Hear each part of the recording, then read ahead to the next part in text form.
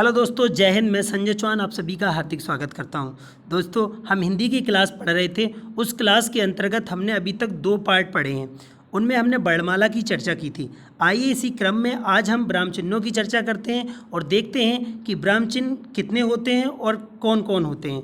इसके अलावा दोस्तों, आपको बता दें कि आप हमारे चैनल पर अगर नए हैं तो प्लीज़ हमारे चैनल को सब्सक्राइब कर लें और इस वीडियो को अधिक से अधिक अपने दोस्तों के साथ शेयर करें।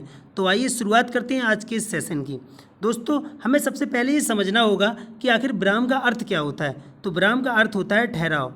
इससे अक्सर एक प्रश्न बन जाता है। इसके अलावा ये पूछा जाता है एग्जाम में कि ब्राह्म चिन्ह कितने हैं। तो ब्राह्म चिन्ह 20 हैं। किसने दिए? कामता प्रसाद गुरु ने दिए। इन्हें किस भाषा से लिया हुआ माना गया है? ये भी अक्सर प्रश्न में आता है। तो आप कहेंगे अंग्रेजी भाषा से लिया हुआ माना गया है। इसके अलावा आप देखेंगे कौन कौन से 20 ब्राह्म चिन्ह हमारे हैं। तो हम आइए देखते हैं। सबसे पहले हम देखते हैं अल्प ब्राह्म, जिसे हम कॉमा कहते हैं। कॉमा का प्रयोग अक्सर एग्जाम में होता है और किसी भी भाषा को जब हम लिखते हैं तो कई बार कॉमा लगाते हैं। तो आप ये भी कह सकते हैं पूरी हिंदी में सबसे ज़्यादा अगर किसी ब्राह्म चिन्ह का प्रयोग होता है तो वो क्या है? कॉमा। और कई बार प्रश्न भी आया है कि हिंदी में सबसे ज़्यादा किस ब्राह्म चिन्ह का प्रयोग किया जाता है। तो आप कहेंगे अल्प ब्राह्म का। किसका? अल्प ब्राह्म का। इसके अलावा आप देखेंगे अर्धब्राह्म। अर्धब्राह्म क्या होते हैं? जिनमें कॉमा से ज़्यादा रुकना पड़ता है, यानी कि जहाँ आप अल्प ब्राह्म में जितना रुकते हैं उससे कुछ ज़्यादा रुकना पड़ता है। जैसे एक उदाहरण के तौर पे लेते हैं, जैसे लिखा हो सूर्यास्त हुआ। सूर्यास्त हुआ। जब इस चीज़ को हम लिखेंगे तो यहाँ पे क्या लगाएंगे? यहाँ पे हम लगाएंगे अर्धब्राह्म, यानी कॉमा से थोड़ा ज़्यादा समय लेते हैं तो वहाँ अर्धब्राह्म होता है। ये आपको याद रखना है, ठीक है। इसके अलावा देखेंगे पूर्णब्राह्म, जिसे हम फुल स्टॉप कहते हैं। आपको पता है वाक्य का जब पूरा वाक्य खत्म होता है तो हम किसका प्रयोग करते हैं?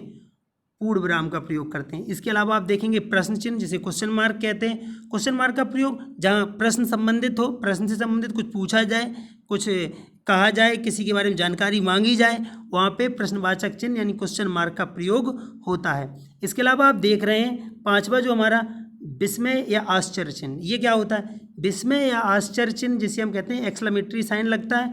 इसमें होता क्या है? जब कोई ऐसी चीज़ जो अचानक हुई हो, जिसकी कल्पना नहीं की गई हो, ऐसा कोई शब्द जिसमें विस्मय आदि की बात की गई हो, वहाँ पे विस्मय का चिन्ह या आश्चर्य चिन्ह का प्रयोग होता है। इसके अलावा आप देख रहे हैं निर्देशन चिन्ह या निर्देशक चिन्ह कहते हैं इसे मूल रूप से कहीं कहीं संयोजक चिन्ह या समासिक चिन्ह भी कहा जाता है। वैसे तो निर्देशक चिन्ह थोड़ा बड़ा और समासिक चिन्ह थोड़ा छोटा होता है, लेकिन इन्हें एक ही कैटेगरी में हम रख सकते हैं। होता क्या है? जैसे हम लिखें धीरे धीरे, तो जब हम दो एक ही जैसे वर्ड को एक साथ लिखते हैं तो क्या करते हैं? बीच में एक साइन लगा देते हैं। तो हम ऐसे लिखेंगे धीरे धीरे।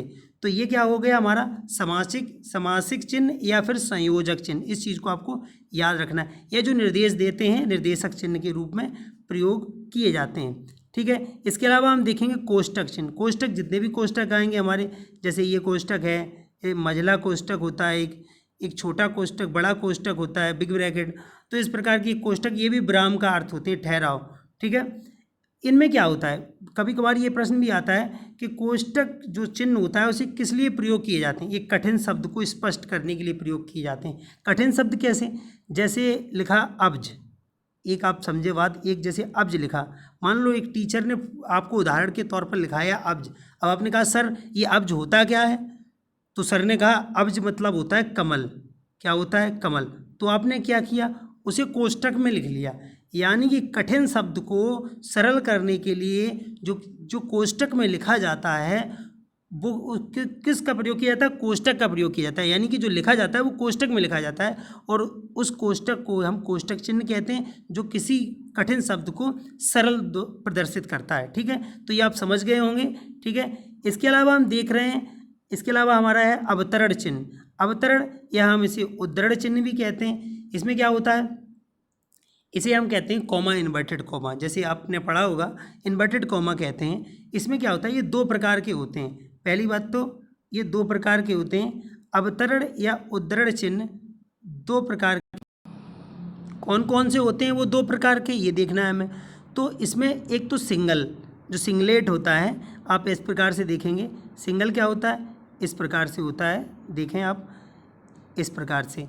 और एक होता है डबल, जैसे आप को इन्वर्टेड कोमा कहते हैं, double inverted coma, single inverted coma और डबल इन्वर्टेड कोमा। इसे कहते हैं एक हरा और इसे कहते हैं दो हरा, ये याद रखना है, एक हरा और दो हरा। इसमें होता क्या है, इसका प्रयोग कब किया जाता है, जब किसी की कही बात को ज्यों का त्यों लिखा जाता है। जैसे आप कहें गांधी ने कहा, तो गांधी का जो स्टेटमेंट होगा उसे अब कॉमा लगाने के बाद इन्वर्टेड कॉमा में लिखेंगे, यानी गांधी की कही हुई बात को ज्यों का त्यों लिख देना।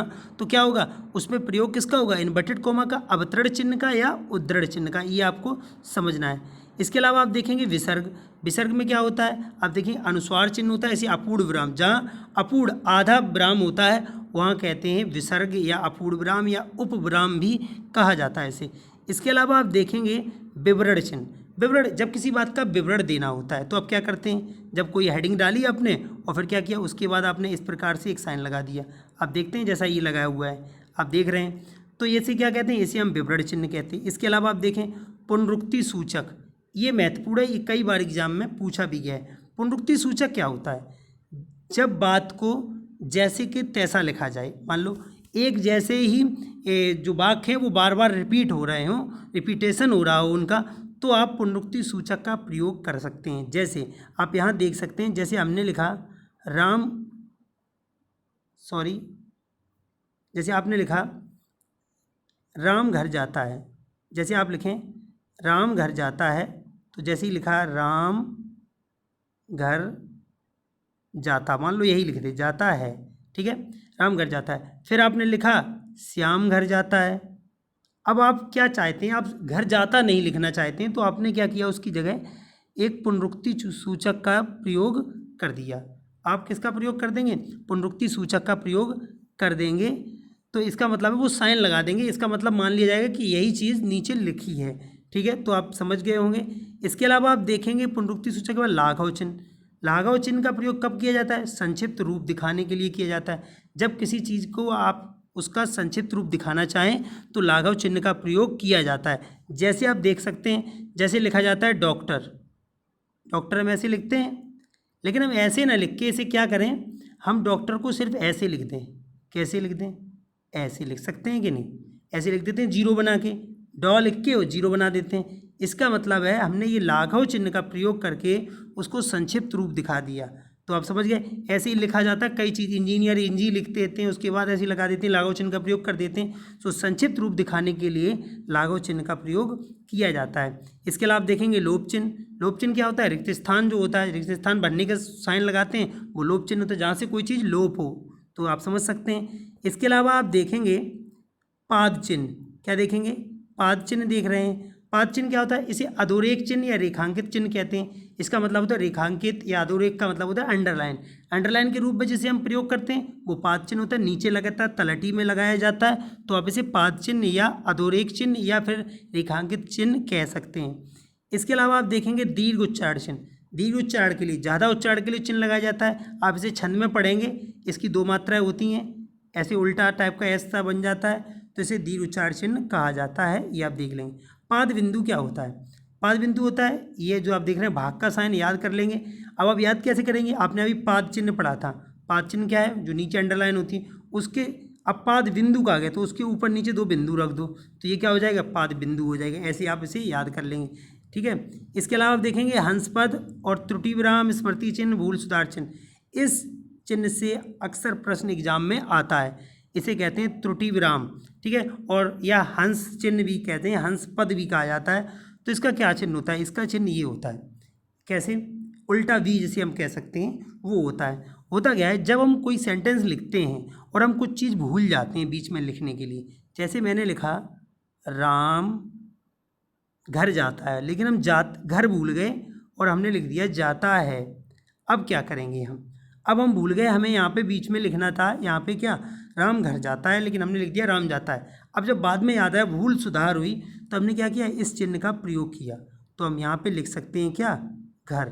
इसका मतलब है कि इस चिन्ह को क्या कहेंगे, त्रुटि विराम, मतलब गलती जहाँ हो जाए, एरर जहाँ हो जाए, उसे सुधारने के लिए जो चिन्ह का प्रयोग किया जाता है उसे स्मृति चिन्ह, भूल सुधार चिन्ह, त्रुटि विराम या हंस पद कहा जाता है। चूँकि ये ऊपर लगता है, हमेशा याद रखना, ऊपर हमेशा लगता है, इसीलिए इसे हंस पद भी कहा जाता है, ठीक है। इस चीज़ को आप याद कर लेंगे। इसके अलावा आप देख सकते हैं टीका सूचक चिन्ह। टीका सूचक चिन्ह क्या होता है? टीका जो आप देखेंगे प्लस का साइन होगा, स्टार का साइन होगा, टू होगा, ये टीका सूचक चिन्ह के रूप में प्रयोग होते हैं। यानी चिकित्सा संबंधी जहाँ मामले होते हैं, आप देख रहे हैं कि चिकित्सा के रूप में इसका प्रयोग किया जाता है। टीका लगता है, उसका एक साइन होता है, तो इस प्रकार के चिन्ह को टीका सूचक चिन्ह कहते हैं। इसके अलावा आप देखेंगे तुल्यता सूचक। अब जब तुल्यता सूचक को याद कर, तुलना हमेशा किन लोगों की होती है? बराबर के लोगों की। तो तुल्यता सूचक मतलब बराबर, ठीक है, ये आपको याद रखना है। समाप्ति सूचक, समाप्ति सूचक ये बाइनरी के रूप में कंप्यूटर में प्रयोग किया जाता है। जब किसी सेंटेंस का समाप्ति होती है तो कोडिंग में इस प्रकार से लिखा जाता है, ऐसे समाप्ति सूचक। या फिर हम इस प्रकार से भी लिख देते हैं, जैसे हम कभी कभी हम ही लिख देते हैं, ऐसे करके लिख देते हैं, तो इसे समाप्ति सूचक या इसे समाप्ति सूचक कहा जाता है। तो ये आपके कुल 20 ब्राह्म चिन्ह हुए और इनका कैसे कैसे प्रयोग होता है ये आपने देखा। अब इसके बाद हम पढ़ेंगे भाषा। क्या पढ़ेंगे? भाषा। भाषा और उसका विकास कैसे कैसे हुआ है, आइए देखते हैं। अब पढ़ रहे हैं भाषा और उसका विकास। इसमें होता क्या है, इसमें हम देखेंगे। अब हम पढ़ रहे हैं भाषा और विकास। तो भाषा और विकास के बारे में देखेंगे। भाषा जो शब्द है उसके बारे में आप जानने का प्रयास करेंगे। तो हम देखते हैं भाषा संस्कृत भाषा के जो भाष धातु है, क्या है? भाष धातु, उससे बनी है। भाषा का अर्जन कठिन से सरल की ओर होता है। ये आपको पेडागोजी में आता है कि भाषा का अर्जन कैसे होता है, तो आप कहेंगे भाषा का अर्जन कठिन से सरल की ओर होता है। जब भी आप भाषा सीखने की पहली बार शुरुआत करते हैं तो क्या होता है कि आपको वो कठिन लगती है, लेकिन जैसे ही आप सीखते जाते हैं तो क्या वो सरल होती जाती है। तो आप कह सकते हैं किसी भी भाषा का अर्जन जो होता है वो कठिन से सरल की ओर होता है। इसके अलावा आप देख रहे हैं व्याकरण भाषा को संयमित करता है, यानी शुद्ध करता है, एक नियमित रूप प्रदान करता है। ये चीज़ कभी कभी एग्जाम में सीधा सीधा पूछ ली जाती है। व्याकरण के 3 अंग होते हैं, कौन कौन से? वर्ड, शब्द और वाक्य। ये इसके बारे में आगे चर्चा करेंगे हम। आगे देखते हैं भाषा के प्रकार। भाषा के 3 प्रकार होते हैं, कौन कौन से? लिखित भाषा, मौखिक भाषा और सांकेतिक भाषा। ये 3 प्रकार होते हैं। ये अक्सर एग्जाम में नहीं पूछे जाते हैं, लेकिन आपको फिर भी इनके बारे में याद रखना है कि भाषा के 3 प्रकार होते हैं। कौन कौन से होते हैं? लिखित भाषा होती है, मौखिक भाषा होती है और सांकेतिक भाषा होती है। इसके अलावा हम देखेंगे कि भाषा की सबसे छोटी लिखित इकाई क्या है, तो आप कहेंगे वर्ड। वर्ड जो होती है या अक्षर जिसे हम कहते हैं, वो भाषा की सबसे छोटी लिखित इकाई है। जैसे आपने लिखा आ, तो आ से छोटा तो कुछ हो नहीं सकता लिखने के लिए, नहीं हो सकता ना। तो ये वर्ण या अक्षर जो है वो भाषा की सबसे छोटी लिखित इकाई है। इसके अलावा आप देखेंगे भाषा की सबसे छोटी मौखिक इकाई क्या है? ध्वनि। यानी सबसे छोटी मौखिक बिना लिखे आप क्या बोल सकते हैं? ध्वनि। जब तक ध्वनि नहीं निकालेंगे पता नहीं लगेगा कि आप किस कौन सी भाषा बोलते हैं और क्या बोलते हैं। तो भाषा की सबसे छोटी इकाई क्या होगी? ध्वनि होगी। इसके बाद हम देखते हैं भाषा की सबसे छोटी सार्थक इकाई क्या है। तो सार्थक इकाई है शब्द। सार्थक कैसे? वो सबसे छोटी, जैसे आप जब तक अगर आपने आ लिख दिया तो आप क्या कहेंगे? ये सबसे छोटी लिखित इकाई है, लेकिन ये सार्थक नहीं है, इसका कोई अर्थ ही नहीं है, तो इसे सार्थक नहीं कहेंगे। लेकिन राम लिख दिया अगर, तो राम एक शब्द है और शब्द का हमेशा अर्थ होता है। जब राम किसी का नाम है यानी इसका अर्थ है, तो भाषा की सबसे छोटी इकाई क्या है? शब्द है। तो वो भी कैसी? सार्थक। ठीक है, इस चीज़ को आपको याद रखना है। आगे देखते हैं। आगे हम देखेंगे ध्वनि। ध्वनि क्या है? भाषा की ध्वनि जो होती है वो स्वनिम ध्वनि होती है, यानी फोनिक्स ध्वनि के रूप में वर्गीकृत किया गया है। ये आपको ध्यान है। स्वनिम ध्वनि या फोनिक्स, मौखिक जिसे कहते हैं हम, ध्वनि के रूप में वर्गीकृत किया गया है ध्वनि को। ठीक है, इस चीज़ को आपको याद रखना है। इसके अलावा आप देखेंगे भाषा का क्रम क्या होता है। तो सबसे पहले ध्वनि, बिना ध्वनि के वर्ड नहीं बोल सकते आप, और बिना वर्ड के शब्दों का निर्माण नहीं होता है। शब्द के बाद आते हैं पद, पद के बाद आता है वाक्य। ये चीज़ आपको याद रखनी है। इसके अलावा आप देख सकते हैं यहाँ पे पद।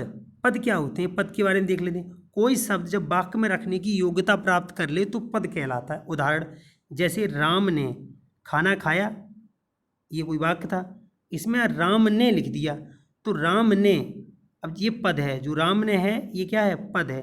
यानी जहाँ कारक विभक्ति साथ में आती है उसके सब्जेक्ट के साथ, तो हम उसे क्या कहते हैं? पद कह सकते हैं। ठीक है, तो वो मिलके पूरा सेंटेंस बना लिया, राम ने खाना खाया या राम ने खाना खाया।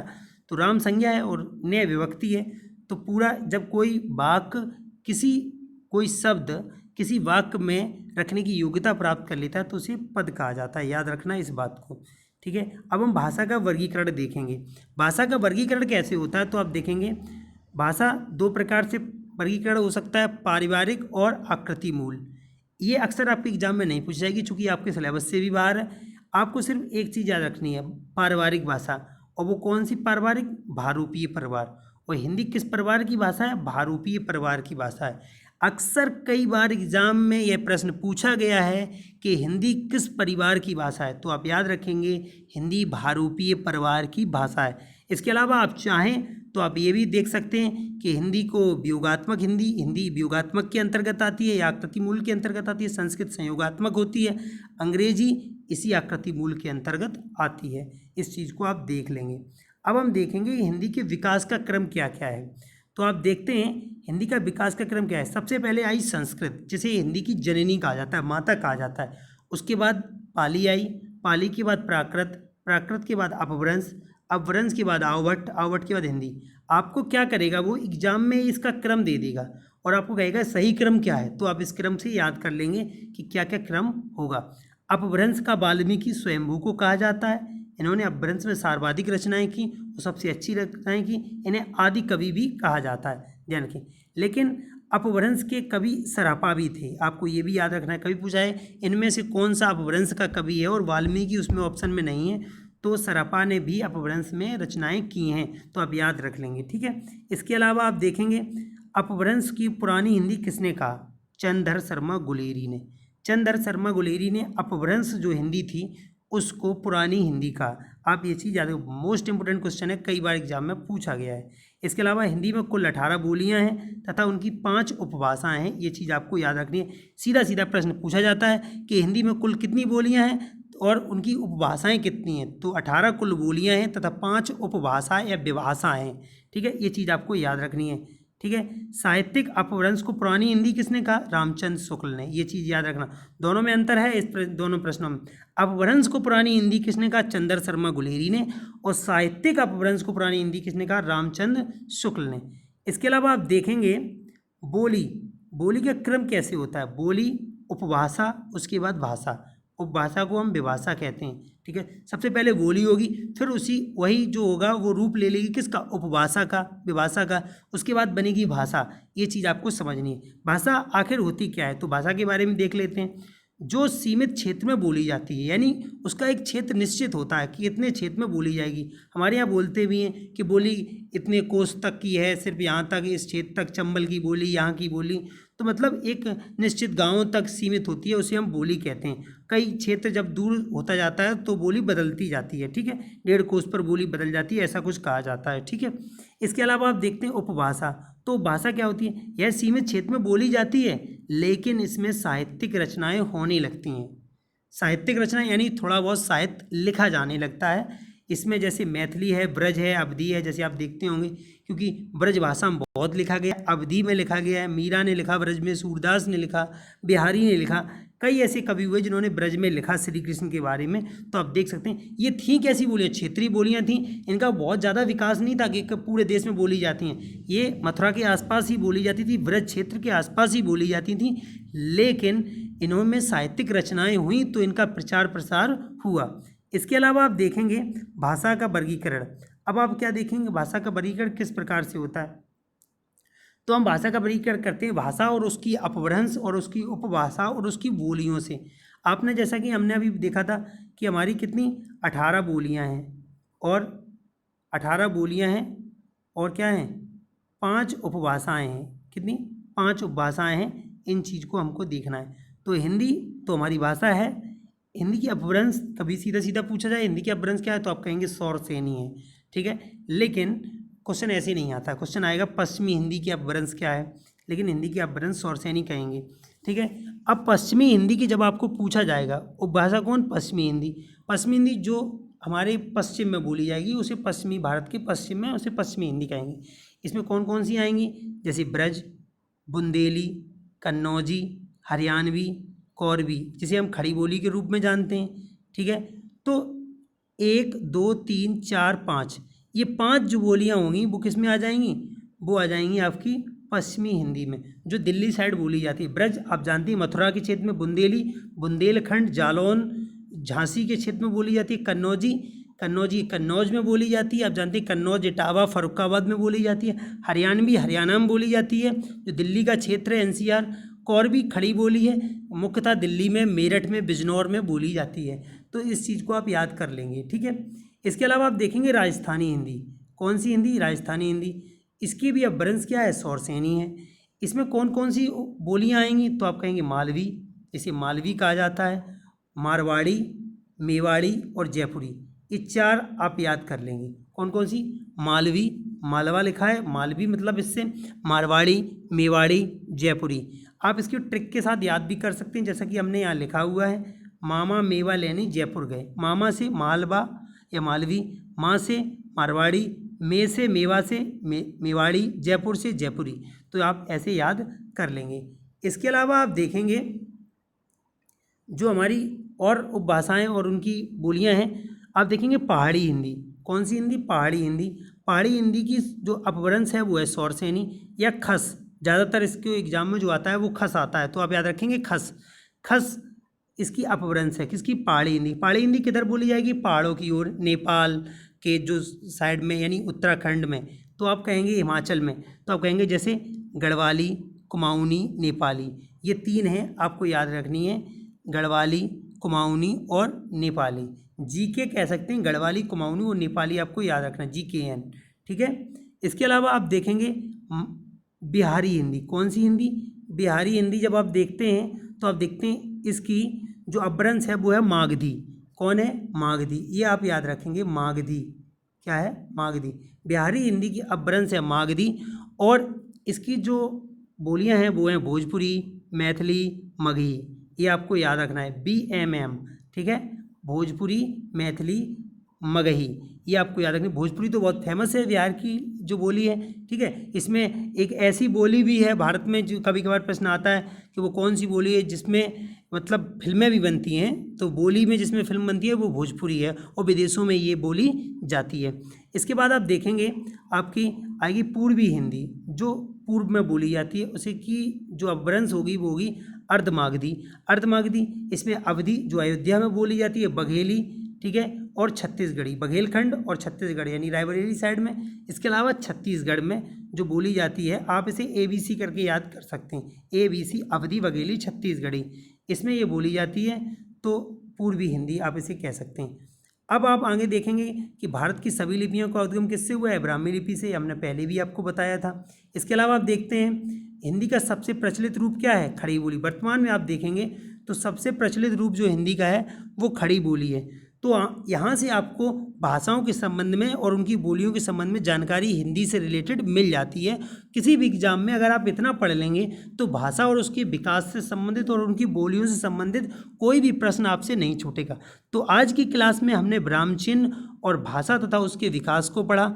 अगली क्लास हमारी शब्द और वाक्य के बारे में होगी, जो जल्दी आपको मिलेगी। आपको यह वीडियो कैसा लगा हमें ज़रूर बताइए, और यह वीडियो अपने दोस्तों के साथ शेयर करिए। हमारे चैनल को सब्सक्राइब करिए और हमसे जुड़े रहिए।